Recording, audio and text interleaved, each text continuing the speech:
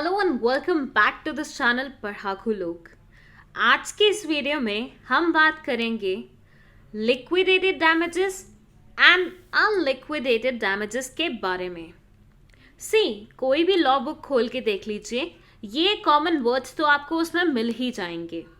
तो आज इस वीडियो में ना सिर्फ हम इनका मतलब समझेंगे बल्कि इनके बीच क्या डिफरेंस होता है उसके बारे में भी बात करेंगे। तो चलिए फिर शुरू करते हैं। सबसे पहले बात करते हैं लिक्विडेटेड डैमेजेस के बारे में।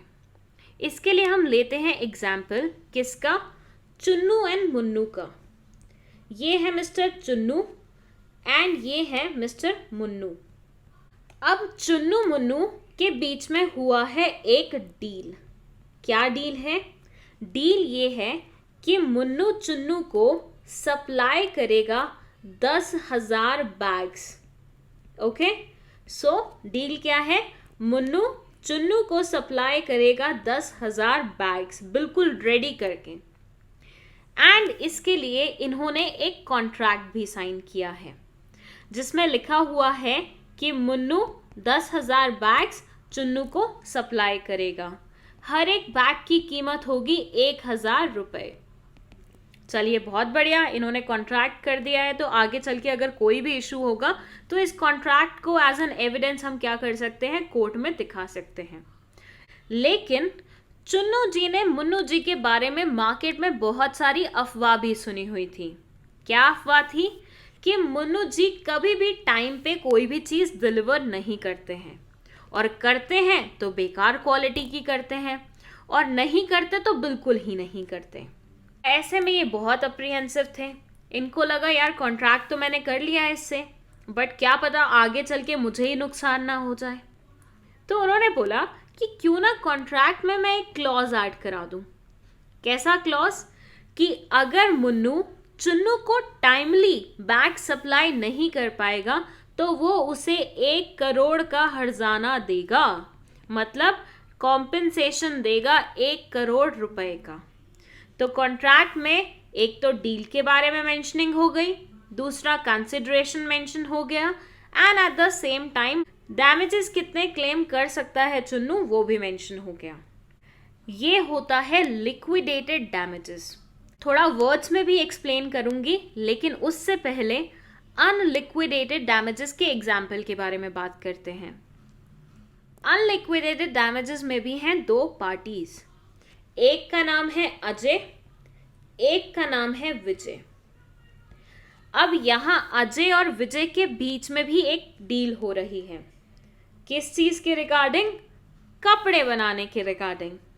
अजय ने विजय को कॉन्ट्रैक्ट दिया है कि तुम मुझे 10,000 नाइट सूट्स क्या करोगे, डिलीवर करोगे नेक्स्ट मंथ की 10 तारीख तक। तो नेक्स्ट मंथ की 10th डेट तक विजय जी को करने हैं अजय जी को 10,000 सूट्स डिलीवर। चलिए बहुत बढ़िया, यहां पे भी इन्होंने कॉन्ट्रैक्ट कर लिया। लेकिन इस बार के कॉन्ट्रैक्ट में कुछ चीजें अलग थी। जैसे कि इन्होंने ये तो लिखवाया कि 10,000 सूट्स डिलीवर करने हैं, 10 तारीख को करने हैं, ये भी लिखवाया। At the same time consideration क्या मिलेगा विजय को वो भी लिखवा दिया। लेकिन यहां पे ये डैमेजेस वाला क्लॉज लिखवाना भूल गए। अब हुआ कुछ ऐसे कि 10 तारीख आई, विजय जी ने कुछ डिलीवर नहीं किया। फिर उसके बाद 20 तारीख आई, विजय जी ने तब भी डिलीवर नहीं किया। फिर उसके बाद मंथ एंड हो गया, विजय जी तब भी कुछ डिलीवर नहीं कर पाए। और हुआ कुछ ऐसे कि अजय जी ने विजय जी पे भरोसा करके आगे किसी के साथ इन सूट्स का क्या कर रखा था, डील कर रखा था, जिसकी वजह से इनको आगे डैमेजेस पे करने पड़ रहे थे। अभी तो बहुत ही लॉस वाला चीज था अजय के लिए। यहां पे आ गया उनको बहुत बुरा गुस्सा। उन्होंने बोला भाई मैं तो कॉम्पेंसेशन चाहता हूं। बट क्वेश्चन ये अराइज होता है यहाँ पे कि कितना कॉम्पेंसेशन, ये कौन डिसाइड करेगा? पहले वाले एग्जाम्पल में तो कॉन्ट्रैक्ट में ही मेंशन था कि इतने डैमेजेस देने पड़ेंगे, इतना कॉम्पेंसेशन देना पड़ेगा। लेकिन यहाँ वाले कॉन्ट्रैक्ट में तो ऐसा कोई क्लॉज नहीं था। तो ऐसे सिनेरियो में अजय और विजय जाएंगे कोर्ट में। और कोर्ट सारे सिनेरियो को देखते हुए, एनालाइज करते हुए कि विजय की वजह से अजय को कितना लॉस हुआ है, डिसाइड करेगा कॉम्पेंसेशन या फिर डैमेजेस का amount. So this is example of what? Unliquidated damages. अब आप मुझे बताइए थोड़ा सा कॉमन सेंस लगा के और थोड़ा सा रिवाइज करके अपने दिमाग में कि हमने दोनों के जो एग्जाम्पल्स पढ़े हैं उनमें मेजर क्या डिफरेंस था. आई नो आप बहुत इंटेलिजेंट हैं और आपको पता चल ही गया होगा कि क्या डिफरेंस था, बट स्टिल आपकी तसल्ली के लिए मैं ही बता देती हूँ.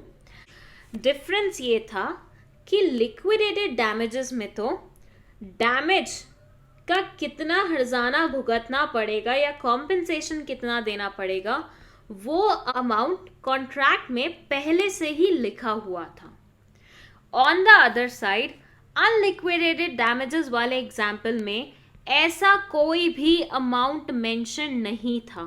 ये अमाउंट किसको डिसाइड करना था? कोर्ट को डिसाइड करना था. यही तो डिफरेंस होता है लिक्विडेटेड और अनलिक्विडेटेड डैमेजेस में. आई नो मैंने एक्सटेंड कर दिया, मैं ये एक लाइन में भी बोल के आपको बता सकती थी, but the thing is this, वो एक लाइन वाला क्या आपको याद रहता? नहीं, बट ये एग्जाम्पल से आपको ये दोनों ही कॉन्सेप्ट हमेशा याद रहेंगी. तो लिक्विडेटेड डैमेजेस क्या होते हैं? ये बोलते हैं liquidated damages are a pre agreed amount of money. मतलब पहले से ही अमाउंट तय कर रखा है. That is set out in advance in contract. Contract में पहले से ही आप लिख देते हैं. That fixes the sum payable as damages if the contractor breaches the contract. वो कुछ दुकानें होती है ना जहाँ पे ऐसा कुछ टैग लिखा होता है कि फिक्स प्राइस, मतलब प्राइस चेंज नहीं होगा. तो यहाँ पे भी अमाउंट चेंज नहीं होता. जैसे ही ब्रीच हुआ इतना अमाउंट तो आपको देना ही पड़ता है सामने वाली पार्टी को. On the other side, unliquidated damages are damages that are payable for a breach, the exact amount of which has not been pre-agreed. मतलब अमाउंट आपने पहले से ही अग्री नहीं करके रखा है, थोड़ा सा कंफ्यूजन वाला अमाउंट है. और ये कौन तय करता है? ये तय करता है court. And that's it for this video. I hope आपको ये दोनों liquidated as well as unliquidated damages की कॉन्सेप्ट समझ में आई होगी. लेमन्स लैंग्वेज में अगर एक बार फिर मैं आपको रिवाइज कराऊं तो यहाँ पे अमाउंट क्या होता है? प्री अग्रीड होता है, पहले से ही अग्री किया जाता है. और यहाँ पे अमाउंट अग्री नहीं किया जाता है, कोर्ट डिसाइड करता है जैसे ही डैमेजेस हो जाते हैं. अक्सर आपने लॉ ऑफ टॉर्ट्स में अनलिक्विडेटेड डैमेजेस के बारे में पढ़ा होगा. नहीं पढ़ा तो आगे चल के पढ़ लीजिएगा.